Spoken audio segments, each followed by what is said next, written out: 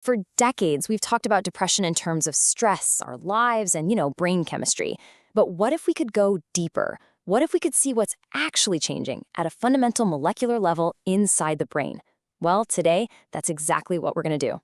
Let's dive in. So, we've all heard the phrase chemical imbalance, right? And it usually points the finger at serotonin. And look, that's definitely part of the picture, but it's not the whole story. What if the real issue is something even deeper? A process that actually controls how those chemicals, and frankly, the entire brain network, even work in the first place? That's precisely where the science is headed. The latest research is telling a much deeper, more complex story. It's not just about the chemicals floating around between our neurons, but about the actual structure and function of the proteins that make those neurons tick. And the biggest clue is coming from a very surprising place: sugar. Okay, so here's the absolute core of it. Scientists have found that in depression, tiny sugar tags that are attached to critical proteins in the brain can become abnormal. Now, to be super clear, this has nothing to do with the sugar you eat. This is about a sophisticated biological process. And when this process goes wrong, it completely destabilizes the very circuits that regulate our mood, motivation, and emotion. To really get this, we've got to zoom in on this one key process. I want you to think of it as the central clue in this whole biochemical mystery, this sugar tag. The official scientific name for this is glycosylation. Basically, it's a process where these complex sugar chains get attached to brand new proteins. The easiest way to think about it is that these sugar tags are like little instruction manuals. They're attached to each protein and tell it exactly how to fold, where it needs to go in the cell, and what its job is once it gets there. It's almost like a tiny biological assembly line. Step 1, the cell makes a basic protein. Step 2, these specialized enzymes come in, like tiny little mechanics, and bolt on the correct sugar chain. And finally, step 3, with its new tag, the protein is complete, it's functional, and it's ready to get to work, keeping our brains healthy. So what happens when that assembly line messes up? When the wrong tag gets put on, or maybe no tags get put on at all. Well, it turns out that this one tiny little error can kick off a whole cascade of really big problems. First off, it brings us right back to serotonin.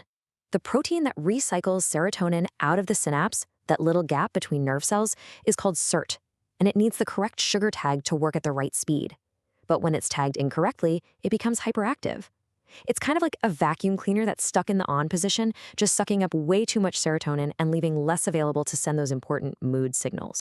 Second, it messes with the brain's ability to adapt and heal itself, a process we call neuroplasticity. A super important protein for this is called BDNF, and it's basically like fertilizer for our neurons. But if BDNF or its receptor has the wrong sugar tag, that growth signal gets blocked. Neurons then struggle to make new connections, and the brain starts to lose its natural resilience. Third problem, this can actually trigger the brain's own immune system. See, the cells that act as the brain's security guards use these sugar tags to tell the difference between a friend and a foe. If they see an abnormal tag, they can mistake it for a threat. This triggers a constant, low-grade inflammatory response. And that kind of chronic inflammation is just plain toxic to our brain cells. And finally, it throws our entire stress response system out of whack. The system that controls the release of the stress hormone cortisol, it relies on correctly tagged proteins to know when to turn on, but also, and this is crucial, when to turn off. Faulty tags can break that feedback loop, leaving the system just running hot and flooding the brain with way too much cortisol. So we're seeing this cascade of 4 huge problems. But what starts it all?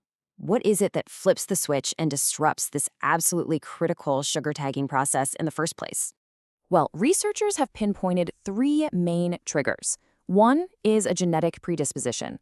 Another is chronic, overwhelming stress. And the third is inflammation itself. And that last one, that one is key. Because inflammation can be caused by faulty tagging, and it can also cause faulty tagging. So you get this dangerous, self-perpetuating vicious cycle. Now, for a while, this was a really compelling theory, but they needed the smoking gun. And that came from a pivotal study in 2025. A research team at Korea's Institute for Basic Science finally connected all the dots. What their research showed was a direct causal link. Exposing mice to chronic stress directly caused this faulty sugar tagging process right in the prefrontal cortex. And this, in turn, led to classic depression-like behaviors in the mice. Things like anxiety, a loss of motivation, and inability to feel pleasure. The theory was confirmed. It was a huge breakthrough. So, this is a massive step forward in our understanding. But what does it actually mean for treating depression? Where do we go from here with this incredible new insight? Now, this isn't going to change anyone's prescribed treatments overnight, let's be real. But what it does is open up a completely new avenue for research. For the very first time, drug developers can start to think about targeting the root cause, the glycosylation machinery itself, instead of just managing the downstream symptoms like low serotonin. It's a fundamental shift in strategy. It's a game changer. Which leaves us with a really fascinating thought to chew on. For so long, we've been looking for answers in the complex world of brain chemicals. But this research suggests the next great breakthrough might be found by understanding and correcting the simple yet incredibly powerful biology of a sugar chain.